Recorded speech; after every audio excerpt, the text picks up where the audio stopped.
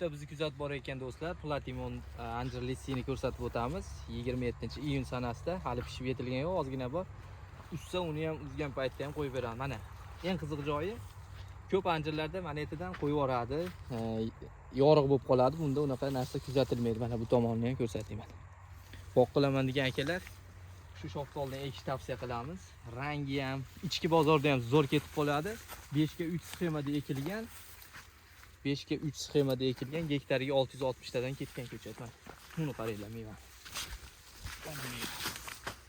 Shoftoliga qiziqqanlarga videoni tashlab qo'yinglar. Eng qimmat shoftollardan biri shu bo'ladi. Anjir shoftoliga juda ham ko'p odam qiziqadi. Litsisiga Rossiyada ham, o'zimiz ichki bozor ham zo'r suyadi buni. Afzalliklari shu. Yutug'i yorilmasligi, ko'p anjir shoftollar mana shundan yorilib ketadi, qiynaydi. Bu yorilmaydi. Mana shuncha mevani men ko'rsatib o'tdim sizlarga. Yorilgan yo'q. Mana bu tomonlari ham. Olishi zo'r, mevani hosil olishi. Videoga bitta like bosinglar, Agrovodiy YouTube'da kuzatuvchilar. Podpiska bo'lmagan bo'lsalar ham birinchi o'rinda podpiska bo'lib qo'yinglar. Eng yangi sortlar bizdan chiqib turadi. Buni ko'chatdan ko'paytirganmiz. Kuzgi mavsumga hozirdan zakaz berib sotib olsalaring bo'ladi. Boqqa havas qilganlar bitta like bosib o'tib ketishlarini so'rab qolaman.